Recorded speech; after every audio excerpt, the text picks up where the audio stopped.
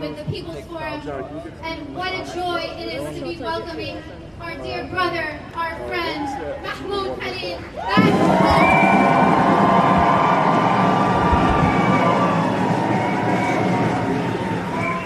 Today we are gathered here to celebrate a victory. This is a victory against Trump's war on immigrant families.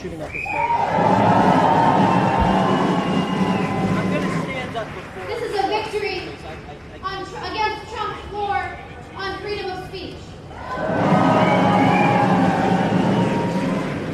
This is a victory that has been won by the people in motion.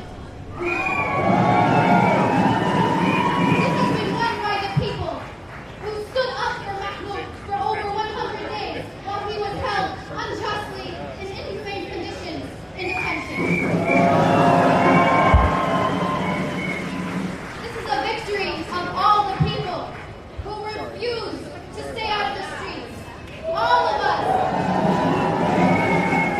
who insisted on not only staying in the streets, calling for Mahmoud's release, but building the movement for Palestine and following his example.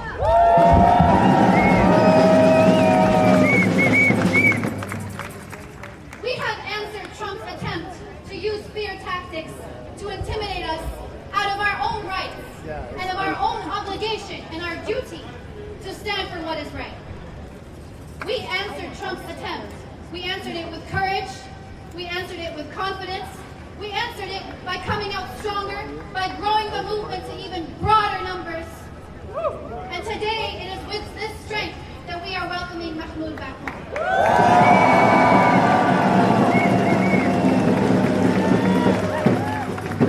There is something that Donald Trump, that Marco Rubio, that all of their billionaire friends can't seem to understand. And that is when they try to scare us, they try to reverse what the people have built, they fail.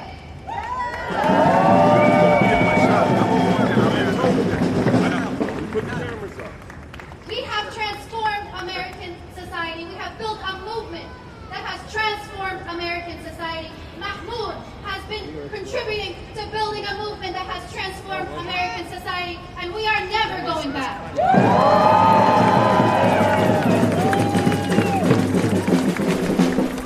Trump and Rubio and all of those billionaires tried to make an example out of Mahmoud, and our answer is yes, Mahmoud is an example. He is an example of courage. He is an example of dignity. He is an example of commitment and principle. He is an example of someone who knows exactly what to do in a time of genocide. You stand up, you speak out, and you don't back down.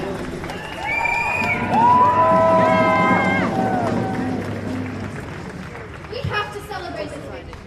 We have to celebrate this victory because we need it to nourish us and strengthen us on the road ahead.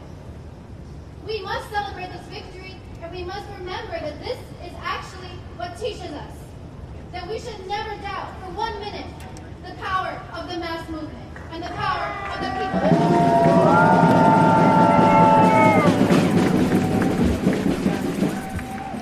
Today, we are continuing to face very difficult conditions. Donald Trump's administration has unleashed the military into the streets of the United States and has given ICE a mandate to carry out raids on homes and workplaces and terrorize millions of immigrant families across the country. Trump has also dropped multiple 30,000-pound bombs on the Iranian country. And Trump has only tightened the noose around the people of Gaza and has given Israel the green light to continue massacring families and waging a genocide against the Palestinians. We follow Mahmoud's example and we say we are ready to fight back. All across the country, people are standing shoulder to shoulder with immigrant families and standing up against ICE. All across the country, people are raising the demand to aggression against Iran. And all across the country, the movement for Palestine is only growing stronger.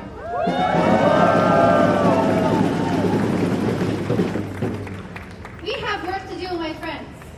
We have a movement to build. But here in New York City, we're going to continue organizing, continue building. We'll be at the People's Forum like we are every Monday, tomorrow, Monday at 6:30 p.m. to plan, get organized, meet our fellow friends who are in struggle with us.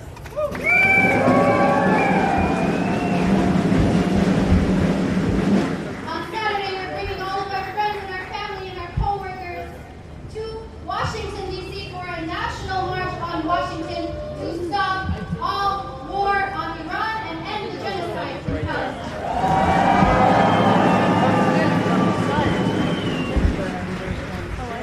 We have a long way to go, but we are certain by the victory. And when we move back home with us, our struggle and our movement is only that much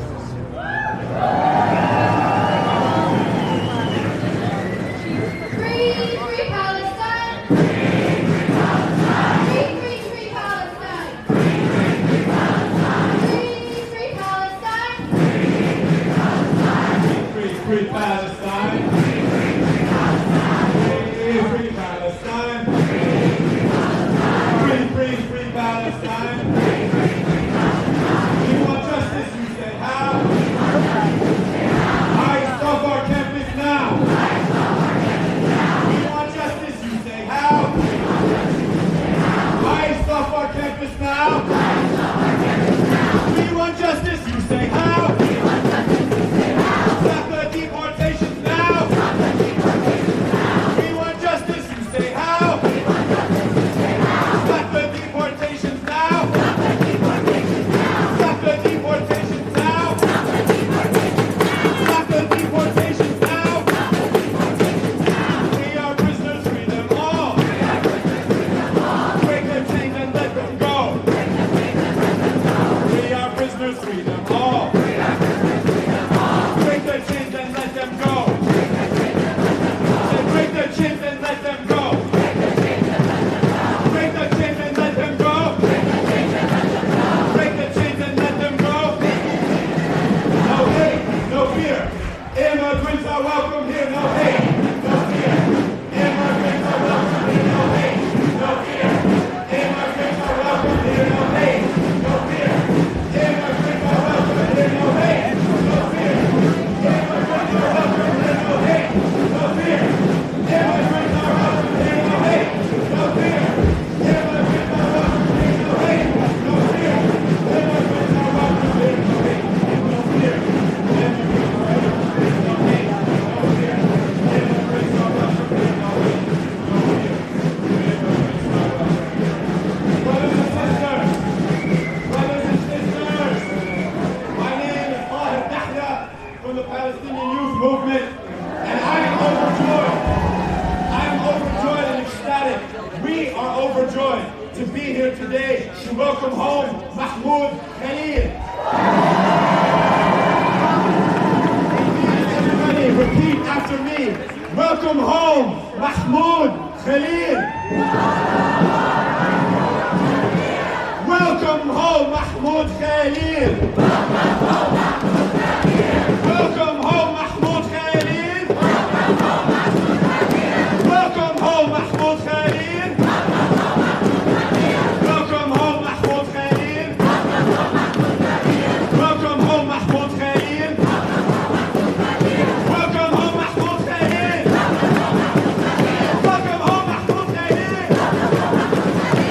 As Kayan said, this welcoming home, this homecoming is a victory. It is a victory of the movement, and we are ecstatic to share with Mahmoud in this victory. Today, we welcome Mahmoud home to his newborn son, Dean. To his wife, Noor. To his community, students, organizers, Palestinians, all of those who have been moved to stand against Israeli aggression, to stand against genocide. genocide in Gaza and to stand for what is right and for what is just, a free Palestine. This is a victory of the movement, and it is a victory against Trump, Rubio, and all of those who conspired to silence Mahmoud, and by extension, all of us. For more than 104 days, the Trump administration illegally and cruelly held Mahmoud in an ICE detention facility, far from his family and community in Gina, Louisiana. Mahmoud was never charged with a crime, but was instead deemed a grave national security threat. This for a simple belief held by the majority of the world's people. Israel's genocidal war in Gaza is wrong. Its creation of thousands of orphans, of parents forced to bury their young children, its slaughter of healthcare workers, civil servants, and all of those who make up and run society is wrong.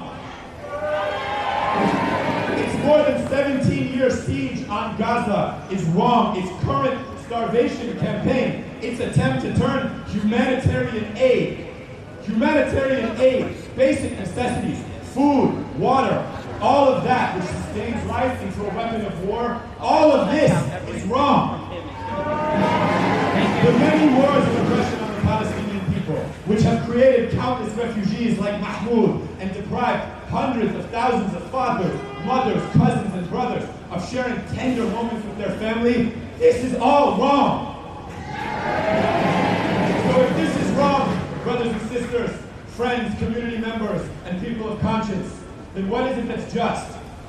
What is just and what is right is to struggle against all of this. What is just and what is right is to struggle and to fight and to build a world in which the Palestinian people enjoy independence and are able to live freely.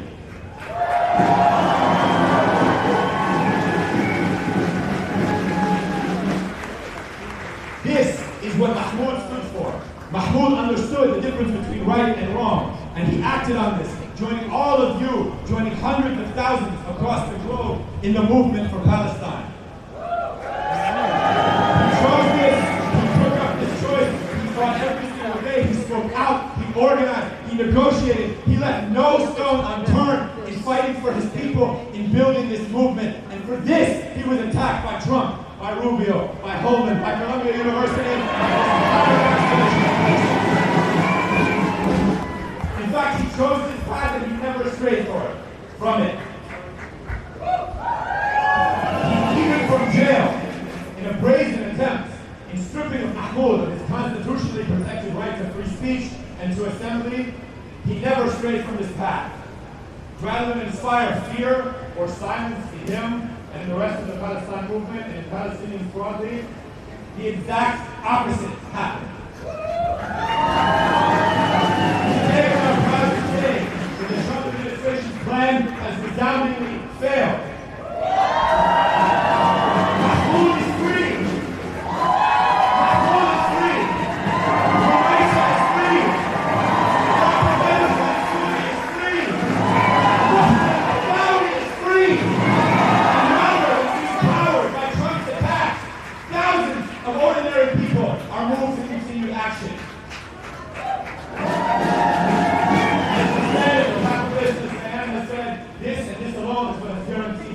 Freedom.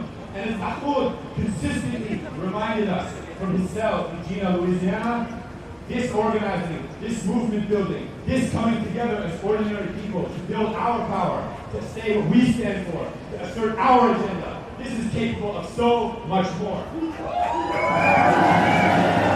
This is capable of ending Israel's genocide in Gaza. This is capable of stopping the brutal, horrific deportation raids that are transpiring across all immigrant communities today in America. This is what will beat back ICE. This is what will lead to a free Palestine. This is what will stop Israeli-U.S. aggression in Iran and around the world. And this is also what Mahmoud asks of us. And I know every single one of us today is committed to fighting for Mahmoud and for fighting for what he believed in for the long haul. Today is a victory. It is a victory that moves us not to complacency and content and khalas, we finished, but it moves us to continued action.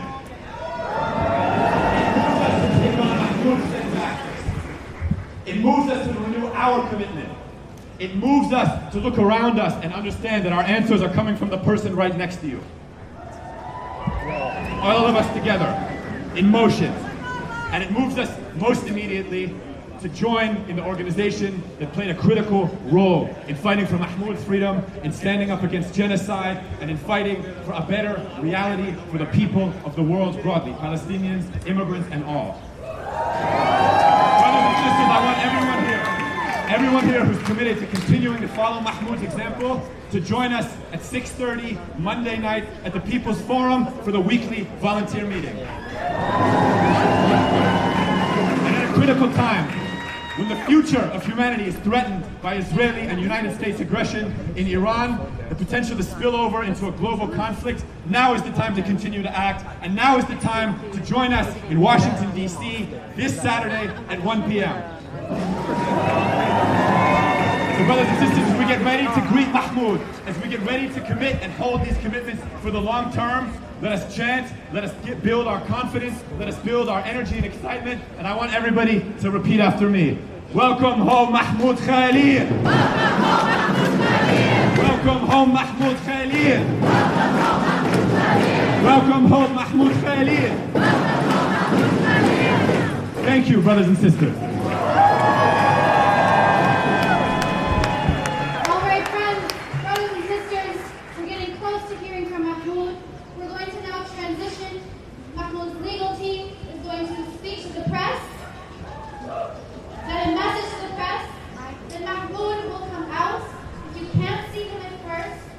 Don't worry, be patient. He's going to come down here and speak to all of us.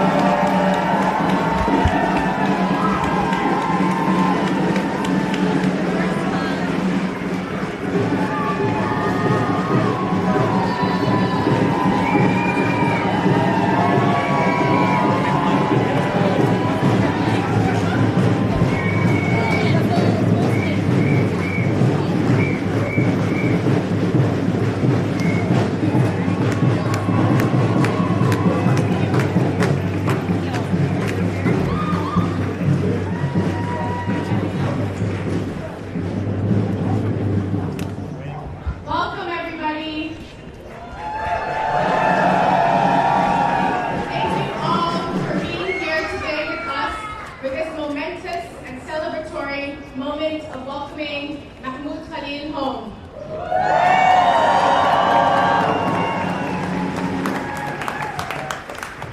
My name is I am the Associate Director of Partnerships at CLEAR at the Community Law School. I will be shepherding us through the program today. Today we will be hearing from Mahmoud's legal team, his supporters, and finally from Mahmoud himself. I want to acknowledge that I understand there's a lot of people who cannot see the stage right now. Don't worry, Mahmoud will come down to address the crowd.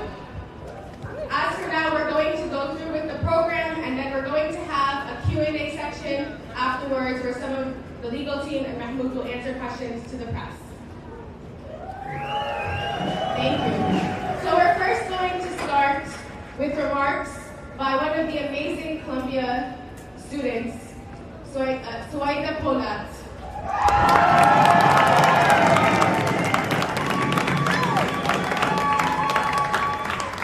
Hello, everyone.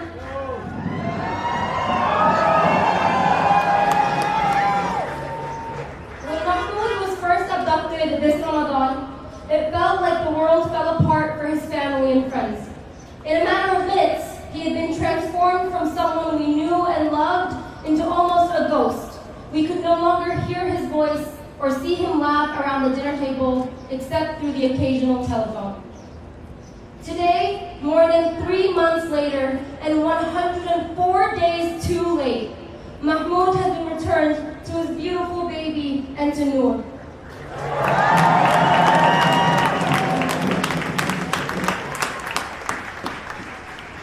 While we are beyond happy to see him at his home, it's not gratitude or contentment that we feel at his release. Not when we see hundreds of people snatched from their families by masked men at courthouses, in schools, in hospitals, and everywhere in broad daylight. Our happiness will not be complete without their freedom too. We cannot feel grateful to a system that declares a man free today and jailed the next based on arbitrary laws. We cannot be grateful. We cannot be grateful when it's the same United States of America that is daily and shamelessly massacring thousands in Palestine and as of last night in Iran. Under any administration, Democrat or Republican, genocide in this country is bipartisan. I want us to know something. I want us to know something that all student protesters already know. It's not the law that saves people. It's not institutions where our freedoms lie. It's people who save other people.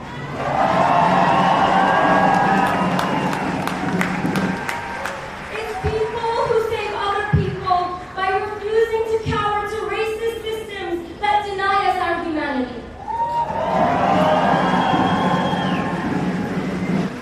The joy that we have experienced today at Mahmoud's release is the same joy that we will experience once Palestine triumphs over colonization, once every refugee is returned to their rightful home, and once every prisoner escapes the jail cell.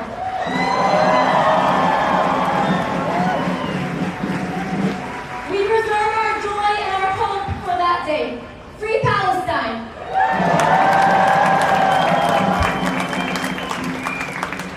Thank you, Suwaida. Thank you for everything that you do for the student movement, for everything you've done to support Mahmoud. Up next, we will have Professor Rashid Khalidi. Professor Khalidi is the Edward Said Professor Emeritus of Modern Arab Studies at Columbia University.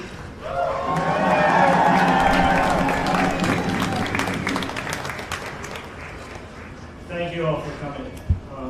It's a wonderful sight to see so many people supporting a free Palestine, free Mahmoud, and I hope also willing to support an end to the war that just started in Iran. I'll talk about that. I want to start by paying tribute to Mahmoud and Noor. For those of us who watched them on TV for the past 3 months, they've been a symbol of dignity and calm and have been an inspiration, I think, to all of us. In spite of all that he's been through, and in spite of all she has been through, in spite of all their child has been through, he has shown us, I think, an example that we can all follow. I want to also thank his lawyers and the many, many, many lawyers who have been fighting to free detainees, fighting to free prisoners of conscience who spoke out against genocide on American campuses, fighting to free people who are themselves freedom fighters, which is what Mahmoud is and was.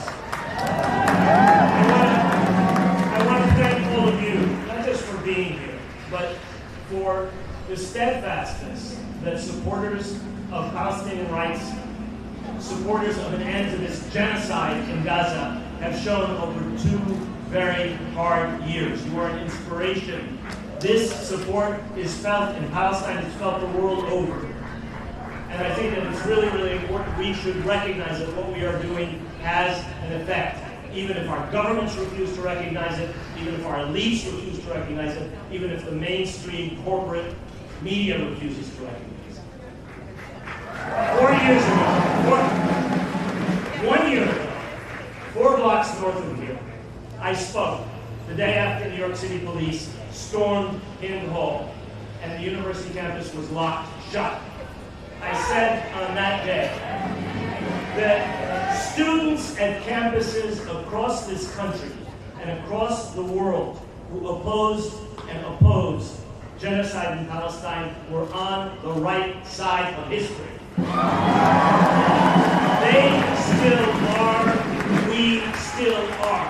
History will judge the war criminals who have slaughtered tens and tens of thousands of innocent civilians in Gaza, starving them, letting them die of thirst, of their wounds, funding, arming this genocide. History will judge them. We, you, are on the right side of history in this struggle. This has become a global movement, even though the genocide has not only continued, but has accelerated. It now represents an overwhelming majority of the world's population. Corrupt and rotten governments notwithstanding, the people are with us. In this country and in Western Europe, the countries that are participating in this genocide have populations which are overwhelmingly supporting an end to this genocidal war, and will, I'm sure, overwhelmingly support a halt to the war that Trump started yesterday with Iran.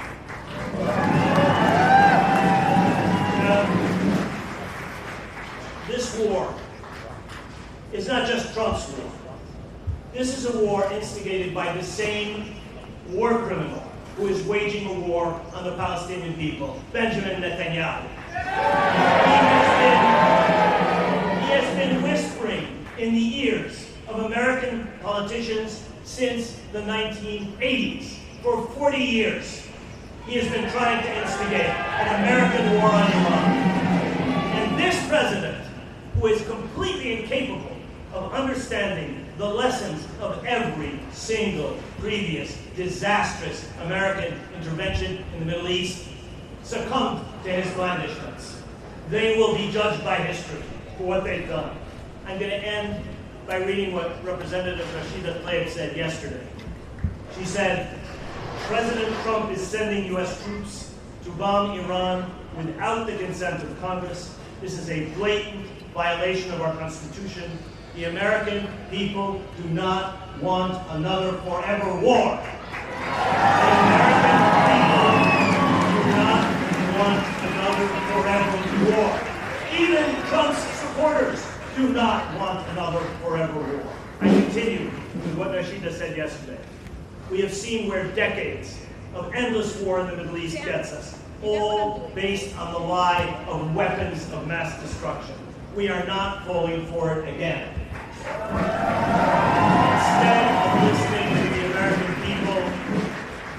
Instead of listening to the American people, Trump is listening to war criminal Netanyahu, who lied about Iraq.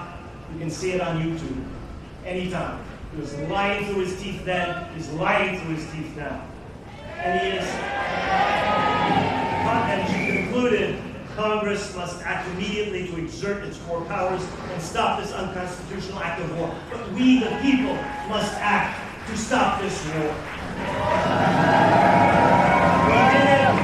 We did it decades ago during the Vietnam War. We did it decades ago during the Iraq War. We must do it again. We can't count on politicians.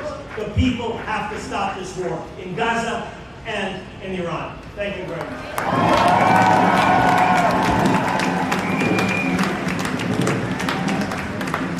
Thank you, Professor Khalil. We want to give thanks to the Columbia community who's out here today to support Mahmoud. And like we said, thank you. And like we said, Mahmoud will soon be out here with you all. And we thank you all for being part of that process. And right now I want to give a specific thank you to all of the amazing team of lawyers that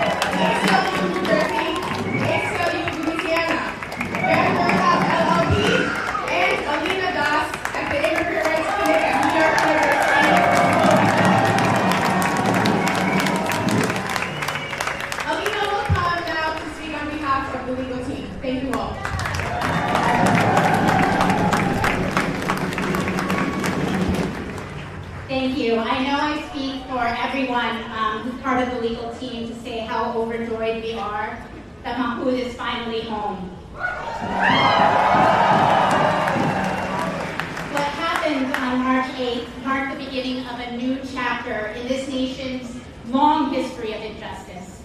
The pain and trauma that Mahmoud and Noor have endured over the last 3.5 months is something that no family should ever have to face, especially when they're in the process of welcoming a beautiful new life into this world. But this chapter in history is not only about pain and suffering and oppression. This new chapter in history is also about resilience, about compassion, about wisdom, and the power of community. These are the values that Mahmoud and Noor have lived every day through this ordeal. This victory is their victory, and this victory is your victory, because all of you have been there with them, on the streets, in the courtroom with us, in all the big and small ways that matter, showing up for this family and expressing your commitment to human rights in the United States and, of course, in Palestine. As lawyers, we take our cue from the people. From the moment that Amy Greer and Kyle Barron stepped in, racing across the clock to file Mahmoud's habeas petition at 4:40 a.m. as our government was trying to disappear him. An extraordinary legal team has come together, including all of the people who are standing here in front of you, and many who live in all parts of the nation who couldn't be here today, but we're fighting every step of the way. But I have to say, I think everyone on this amazing legal team would agree that the driving force behind the legal case is our unofficial lead counsel, Mahmoud Khalil. Has always been his own best defender for himself and for his people. So where are we in the legal proceedings? Our federal case is ongoing, and the legal arguments boil down to this. No matter what power the federal government claims to have over the lives of immigrants, the U.S. Constitution forbids them from using that power to punish or silence immigrants for exercising their rights of speech and expressing their viewpoints. That distinction is going to play out in court. The federal court has already found that the government's reliance on an arcane foreign policy ground of deportation is likely to violate due process. And as you all know, after giving the government every opportunity to justify Mahmoud's detention or contest our evidence, the government failed to do so, and on Friday, the federal court ordered his release. But this case is far from over. The government has already filed a notice of appeal of the release order, and the same day that the federal court ordered Mahmoud's release, the immigration judge ordered his deportation, even on the basis of the vague foreign policy ground that the federal court already ruled that this government cannot rely on. We are in for a long fight. And make no mistake, this fight is a fight for Mahmoud, but it is also a fight for all of us. When the U.S. government tries to silence Mahmoud, they are not only violating his First Amendment rights, they are depriving us all of our First Amendment rights. And not just because many of us watched what happened to Mahmoud and Noor in horror and feared that the same thing might happen to us or the people we love because we speak out. It's also because the First Amendment protects not only the right to speak, but it protects everyone's right to listen. The First Amendment helps ensure that the government cannot control the debate by silencing dissent, so that we, the people, can hear all sides and judge for ourselves what is right and wrong. If that gets taken away, everything else we hold dear in our democracy will begin to crumble. So remember that. The U.S. government has accused Mahmoud, this incredible husband, father, and Palestinian human rights leader, of being a threat. But the opposite is true. The greatest threat that anyone could pose to our democracy would be to stay silent in the face of injustice. If we do not speak up now to defend our values, to defend the Constitution, we will lose those rights. What happens to Mahmoud is happening to all of us. So thank you, Mahmoud, for the privilege of allowing us to be your lawyers. And thank you, Mahmoud, Noor, and to everyone gathered here for fighting for us all.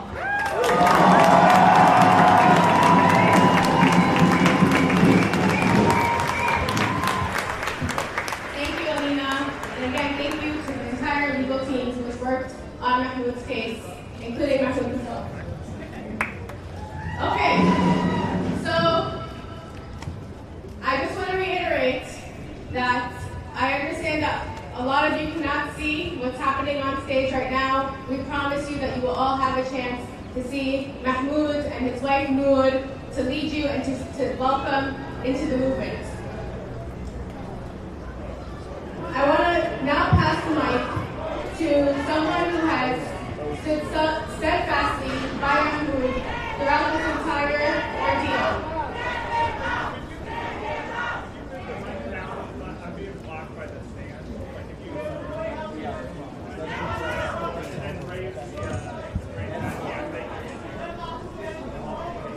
Okay.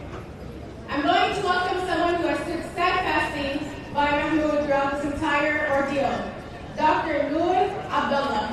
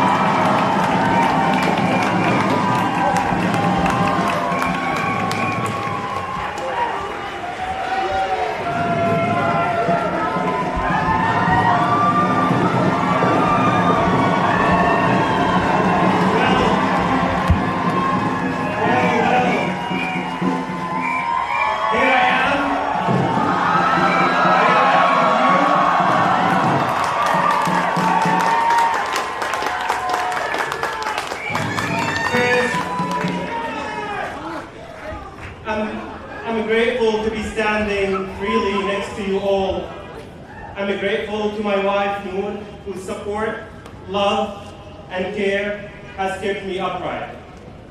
And I'm grateful to every single person who stood by me during this time. Of course, I'm also thankful of the amazing legal and the larger team, who without them, I wouldn't have done this.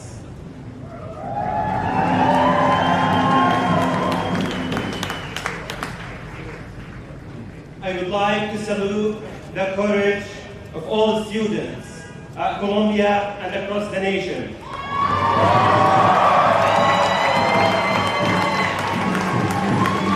These students who continue to protest, I want to honor especially my friends at Columbia University.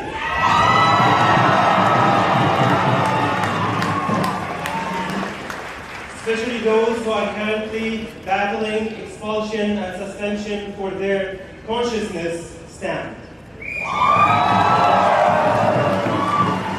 As many of you know, the Board of Trustees at Columbia, the shameful Board of Trustees at Columbia,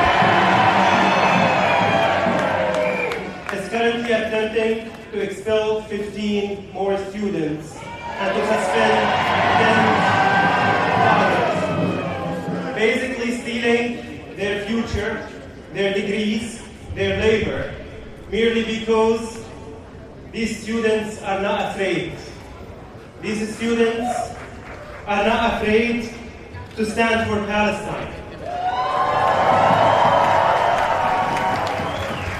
Columbia University will do everything and anything it can to ensure that the words "Free Palestine" are not uttered anywhere near it. But while we are here, free, free Palestine! Free, free Palestine! Free, free Palestine! Free, free Palestine! Viva, viva Palestina! Viva, viva Palestina! Viva, viva Palestina! Viva, viva Palestina!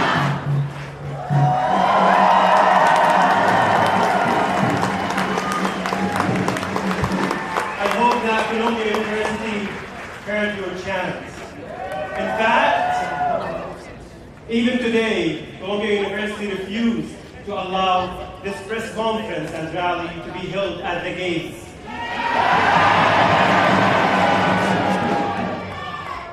Just so that we cannot remind them that they fund the killing in Gaza. Well, who is Mahmoud Khalil? That's what the administration has tried its best to portray me as someone who's violent. Mahmoud Khalil is a human rights defender. Mahmoud Khalil is a freedom fighter. Mahmoud Khalil is a refugee. Mahmoud Khalil is a father and husband. And above all, Mahmoud Khalil is Palestinian.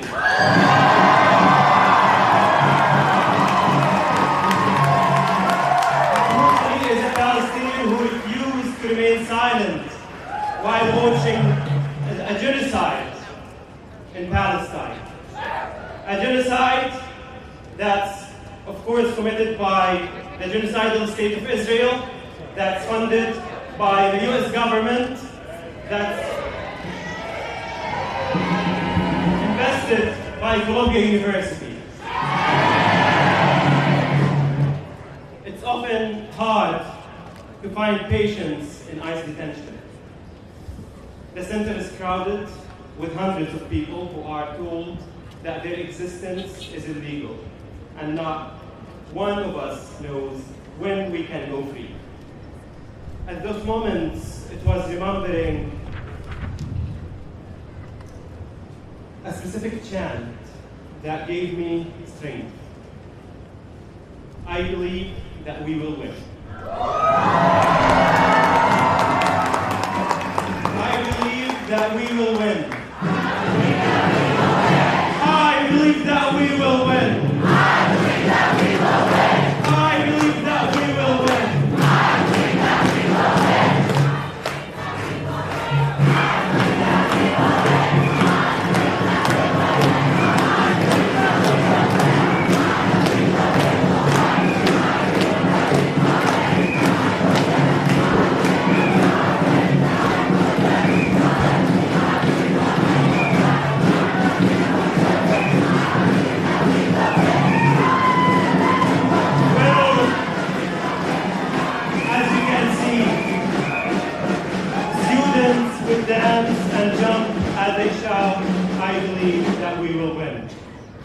In Gina, Louisiana, I found myself literally scratching this into my bunk bed and looking at it as I fell asleep and as I woke up. I find myself repeating it even now, knowing that I have won. In a small way, by being free today.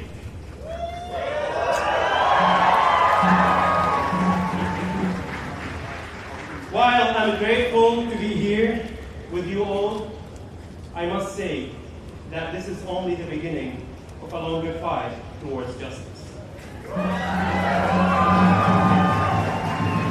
I want everyone to understand that my being here today is sweet, but it's not a victory. Not when Palestinians are still being killed under US bombs, and not when supporting their righteous struggle is so heavily criminalized.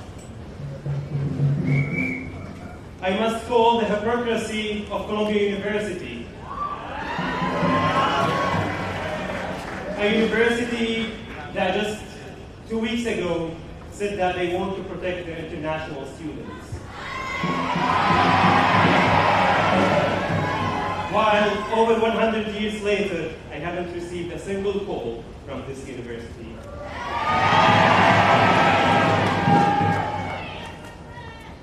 I also must call their double standards. How did we become targets of Israel-aligned groups? Because Columbia University failed to protect its students. Columbia University, in fact, emboldened these individuals to continue harass and harm students.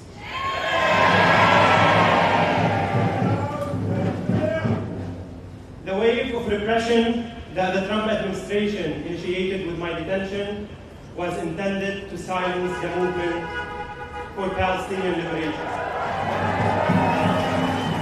It was intended to scare people into silence. It was intended to distract us from the fact that the US government is a killing machine in Palestine and across the world. But they completely failed. Millions of people spoke up even louder that it is our responsibility to end this genocide. No matter the personal cost. No matter the personal cost. And that's exactly what I will continue trying to do. So long as I'm able, so long as I'm breathing.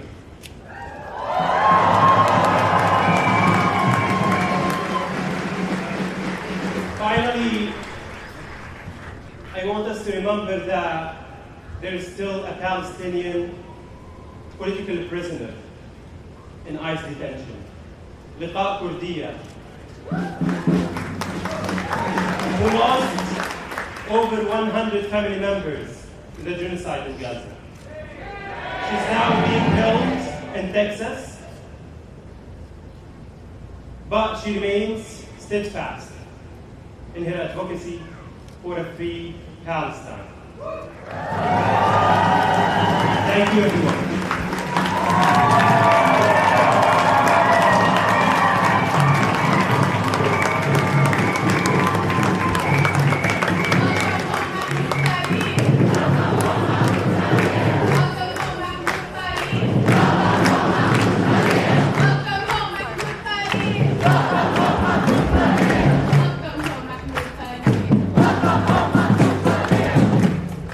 Thank you, everyone.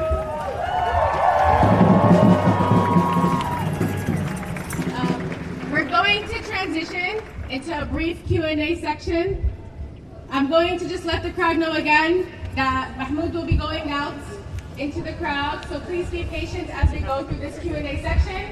We're going to invite Mahmoud up, as well as some of Mahmoud's legal team, to ask questions to the press, to answer questions to the press.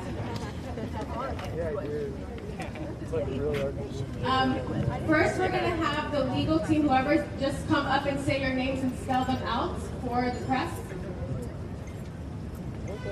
Ramzi Qasim from Clear RAMZ. KASSEM. Her ASME AZMY from the Center for Constitutional Rights. Veronica Salama from the New York Civil Liberties Union.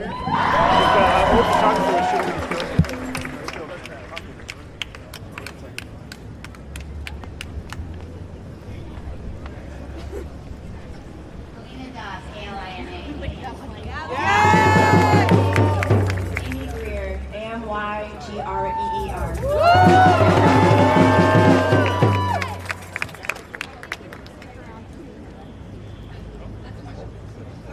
So we're going to have time for like 5-6 questions, and I know like folks are going to want, a lot of people are going to want questions.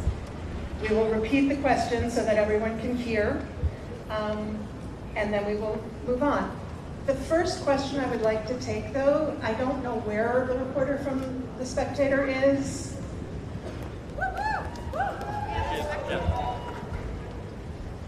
We'll take your first question. You don't have to come up to the mic or anything, but yeah, hi. Yeah. 4 or 5 questions. Sorry to put you on the spot. You still rolling on that? Okay. Bye.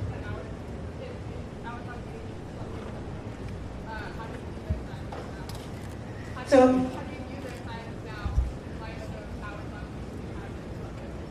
the question is for Mahmoud, you were a negotiator with the administration last year during the encampments. How do you feel about their silence now? Yeah? Okay. Colombia administrators never disappoint. So I'm not surprised. This is very shameful because they are the ones who know me very well. They are the ones who in private, in fact, tell me that there is anti-Palestinian racism at Colombia, that there is a manufactured hysteria about anti-Semitism at Columbia University because of the protests, but they don't dare to talk about that in public. So this is absolutely not surprising to me. Thank you. Can you start off by describing what happened to you on March 8th, how you were taken, and then talk about how it feels to be free today? So she's asking Mahmoud to describe what happened on March 8th when he was taken and how he feels today. It felt like I was literally being kidnapped, where you have plainclothes agents literally snatching you off your apartment building without introducing themselves, without introducing an arrest warrant. I was mostly concerned about my then pregnant wife, Noor, that they basically cut me off of any means of communication for over 30 hours. These 30 hours were the most difficult time during the whole experience. The fact that you don't know what's happening, the fact that you don't know what will happen next, the fact that during the early hours of these 30 hours, they wouldn't tell me what I'm being accused of. So that definitely was frightening. And now it feels, great.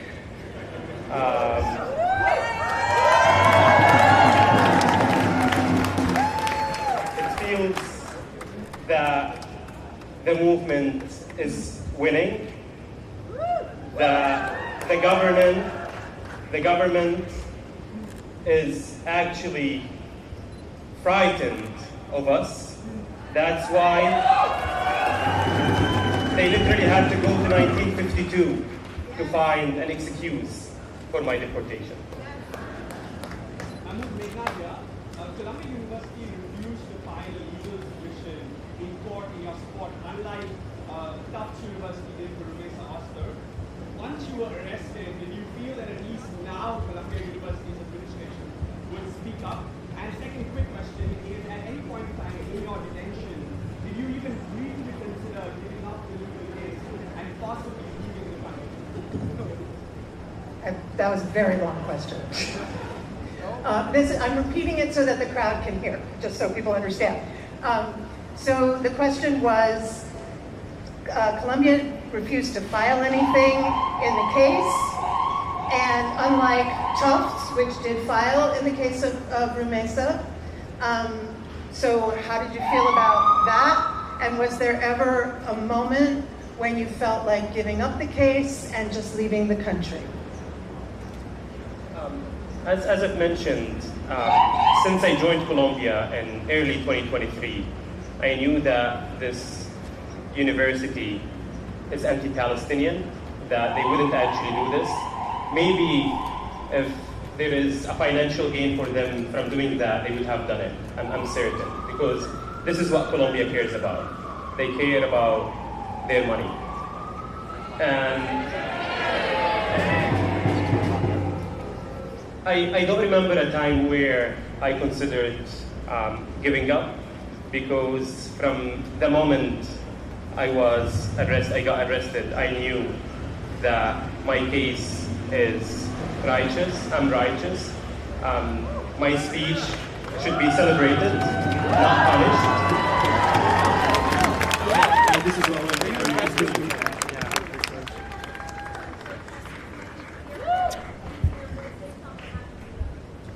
The question is, what's your message to student protesters who might be fearful based on what happened to you?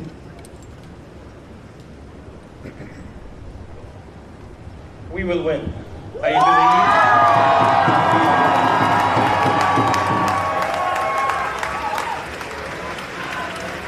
And we will win. I believe that we will win. I believe that we will win. I believe that we will win. I believe that we will win. I believe that we will win. I believe that we will win. I believe that we will win. I believe that we will win. I believe that we will win.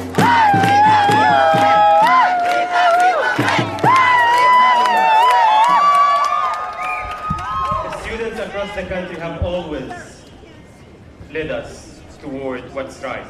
They were our moral compass. This happened during the Vietnam War, during apartheid South Africa, during fossil fuels demonstrations, and it's happening now. That's why this administration is so worried that they're literally doing everything in their power to suppress us, because we are winning. We are literally winning, and this is just the beginning of the end. The beginning of the end of the U.S. complicity in the genocide in Gaza, the U.S. unconditional support to the genocidal state of Israel, and to Colombia's complicity in Israel crimes. Mahmoud, we see a lot of... Sorry. Go ahead. What's your response to take on the Secretary of State and how will this change how you go about either your on your life and on your activities? So he's asking about Mahmoud's take on the Foreign Secretary's comments on Mahmoud being a foreign threat to the country, and then how has this changed his life? How has this experience changed his life?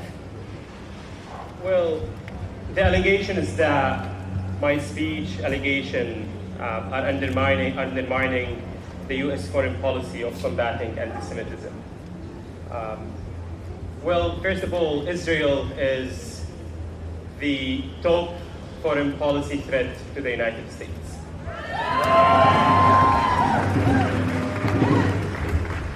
Second, it's ironic that this is coming from a person, Marco Rubio, who regularly meets with neo-Nazis, who in fact endorses right-wing parties in Europe. Germany's AfD, the most extreme neo-Nazi party. And what's actually threatening the interest of anti-Semitism, of combating anti-Semitism, is the unconditional support to a country that's waging a genocide in the name of the Jewish people.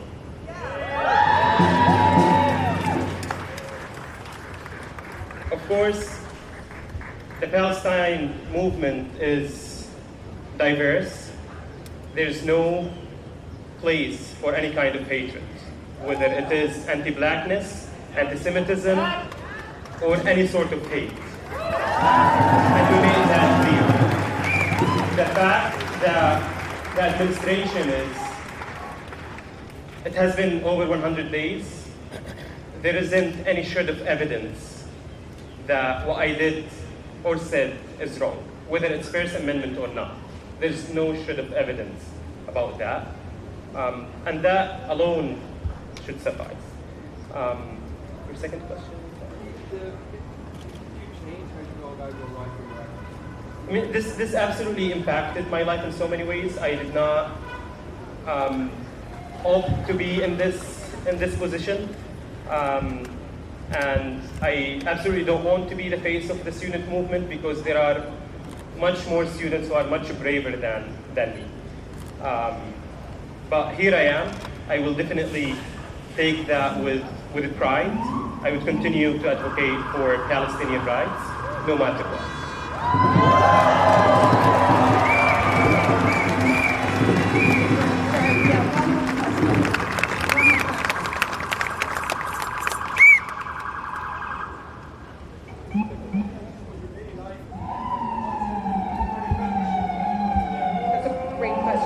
So the question is, can you tell us what your daily life was like in the detention center?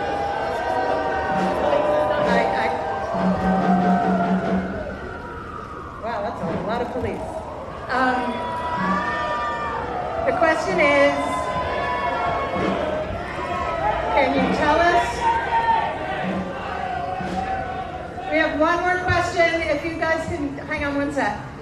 What was your daily life like in the detention center, and what were the conditions like for everybody else in the center? Okay, and then this is the last question. And just so you know, there aren't going to be any one-on-ones after this. Now, after that, we'll transition to something else. That's a great question. And you know, I shared a dorm with over 70 men. Absolutely no privacy, lights on all the time. I spent my days like listening to one tragic story after another, listening to a father of 4 whose wife is battling cancer and he's in detention. I listened to a story of an individual who have been in the United States for over 20 years. All his children are American, yet he's deported. It's so normal in detention to see men cry because they can't understand why they are there. They know they don't have documents, but does this actually mean that they should be detained?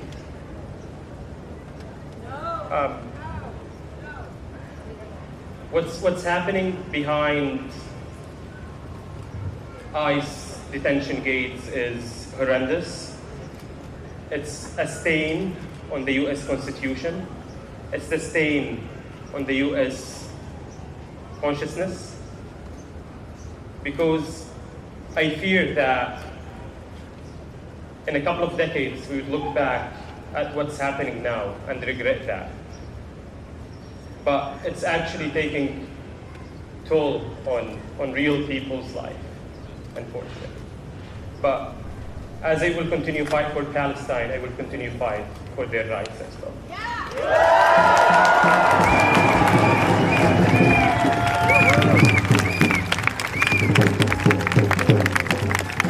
Thank you all.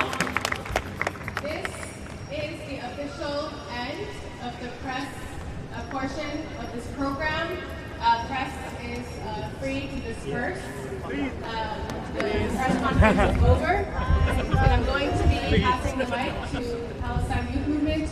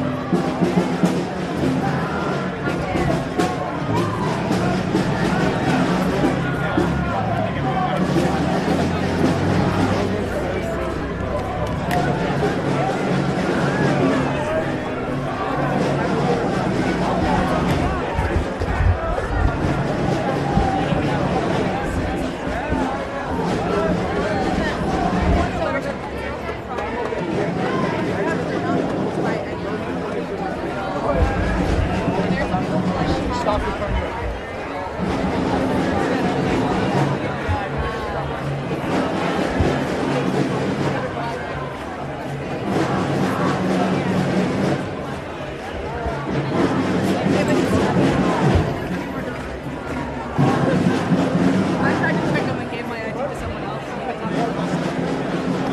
was not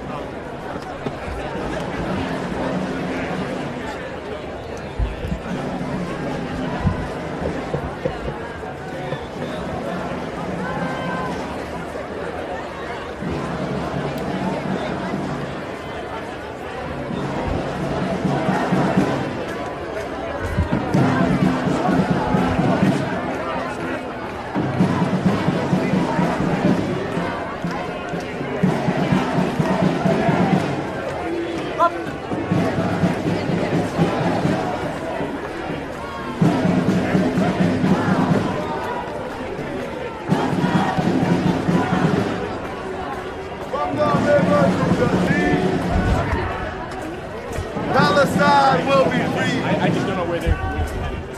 Palestine will be free.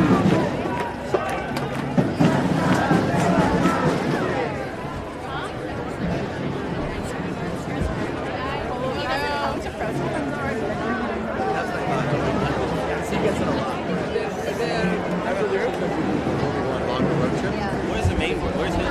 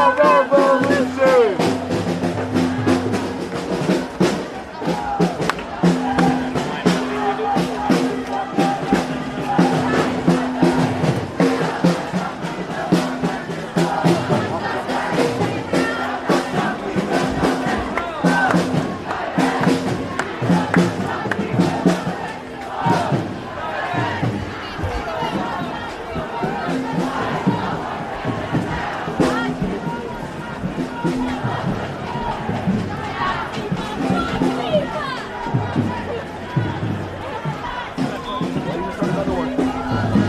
my voice is turning. I got you.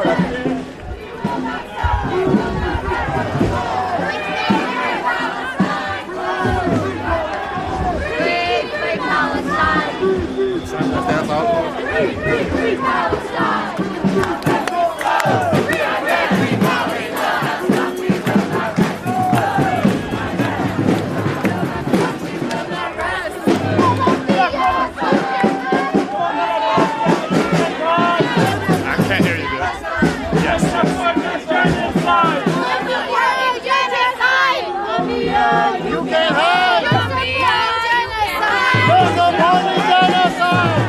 Colombia, you can't hide! Colombia, you can't hide! You're supporting genocide! You're supporting genocide! You're supporting genocide! You're supporting genocide! Colombia, you won't hide! Colombia, you can't hide! Colombia, you can hide! Colombia, you can't hide! You're supporting genocide! You're supporting genocide! You're supporting genocide! You're supporting genocide!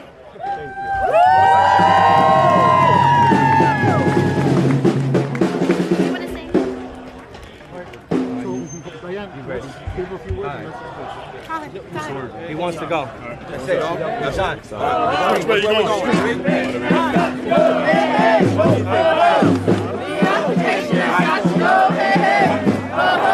The occupation has got to go. Right now we're the SUVs. We have to disperse. People's mic! One mic! People's mic!